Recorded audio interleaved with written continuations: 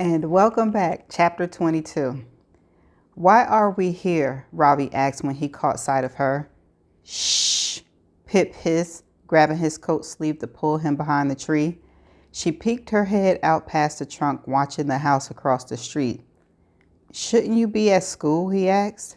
I'm ditching, okay? Pip said. Don't make me feel guiltier than I already do. You've never played hooky before? Only ever missed 4 days of school, ever, and that was because of chicken pox, she said quietly, her eyes on the large detached house. The bricks speckled from pale yellow to dark russet and were overrun with ivy that climbed up to the roof line. The driveway was empty and the large white garage door winked the morning sunshine back at them. It was the last house on the street before the road climbed up to the church. What are we doing here? Ravi said, tucking his head around the other side of the tree to look at Pip. I've been here since just after 8, she said, hardly pausing to breathe. Becca's mom left just as I was arriving. My mom says she works part-time at a nonprofit in Norwalk, and Becca left about 20 minutes ago. She's interning at the Fairview Mall office. It's only 9:15 now, so they should both be out for a while, and there's no alarm on the front of the house. Her last words slipped into a yawn. She hardly slept last night, waking to stare again at the text from unknown until the words were blurred into the underside of her eyelids, haunting her every time she closed her eyes. Pip, Ravi said, tell me you're not thinking what I think you're thinking. He was looking at her in his telling off way already. We're breaking in, she said. We have to find that burner phone. He groaned. It's evidence, Ravi. Actual physical evidence.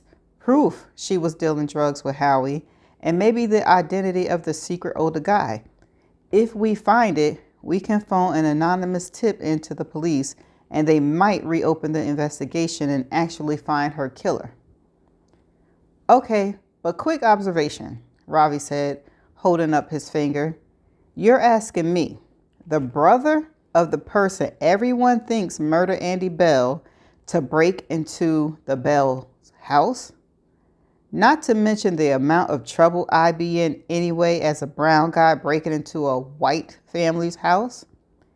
Shit, Ravi. Pip stepped back behind the tree, her breath catching in her throat. I'm so sorry, I wasn't thinking. She really hadn't been thinking. She was so convinced the truth was waiting for them in this house that she hadn't considered Ravi. Of course he couldn't help her break in. This town already treated him like a criminal, and how much worse would it be for him if they got caught? I don't know about that. Ravi trying to get out of it. I'm so sorry, she said again, angry at herself, her stomach twisting in uncomfortable knots. I was being stupid. I know you can't take the same risk I can. I'll go in alone. Maybe you can keep a lookout? He paused. No, he said thoughtfully, fingers burrowing through his hair. If this is how we're going to clear Sal's name, I have to be there. That's worth the risk. I'll probably regret this, but, he paused, flashing her a small smile, we're partners in crime after all. You sure? Pip shifted, and the strap of her bag fell to the crook of her elbow. I'm sure, he said, reaching out and lifting the strap back up to her shoulders. Okay. Pip turned to survey the empty house. If it's any consolation, I wasn't planning on us getting caught. So what is the plan? He said. Break a window? She gaped at him. No way. I was planning to use a key. We live in Fairview. Everyone has a spare key outside somewhere. Oh, right. Let's go and scope out the target, Sarge. Ravi looked intently at her, pretending to do a complex sequence of military hand gestures. She flicked him to stop. Pip went first, walking briskly across the road and over the front lawn. Thank goodness the Bells lived at the very end of a quiet street. There was no one around. She reached the front door and Ravi darted across it, head down to join her. They checked under the doormat first where Pip's family kept their spare key. No luck. Ravi reached up and felt the frame above the front door. He pulled his hand back, empty, fingertips covered in dust and grime. Okay, you check that bush, I'll check this one. There was no key beneath either, or hidden around the lanterns or behind the thick ivy. Oh, no way, Ravi said, pointing at the chrome wind chime mounted beside the front door.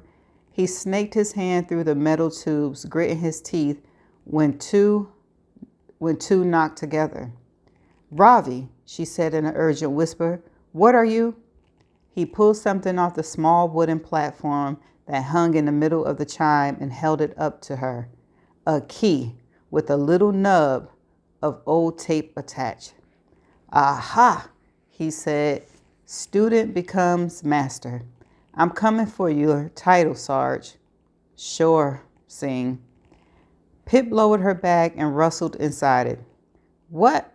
I don't even want to ask, Ravi laughed, shaking his head as Pip removed bright yellow rubber gloves and put them on. I'm about to commit a crime, she said. I don't want to leave any fingerprints. She held out her fluorescent yellow palm and Ravi placed the key onto it. There's a pair in here for you too. She rummaged through her bag and stood up, handing him a set of purple flower patterned ones. What are these? He asked. My mom's gardening gloves. Look, I didn't have a long time to plan this heist, okay? Clearly, Ravi muttered. They're the bigger pair. Just put them on. Real men wear floral when trespassing, Ravi said, slipping them on and clapping his gloved hands together. They were ready. Pip took a breath, shouldered her bag, and stepped up to the door. Holding her wrist steady with her other hand, she guided the key into the lock and twisted. That's the end, of chapter 22. Pip and Ravi breaking and entering to get to the phone. I didn't think that that's how she was going to do it. I thought she was going to get with Becca somehow and sneak and get to Andy's room or something. Breaking and entering. She still got me nervous. She's still doing too much. And I don't know if y'all peeped this, but she put the gloves on after Ravi found the key. So his fingerprint is on the key. I don't know if that's anything of, value per se. But it could be a little suspect. But anyway, that's the end of chapter 22. I'm going to keep it short this time. And I shall see you in the next chapter. Bye for now.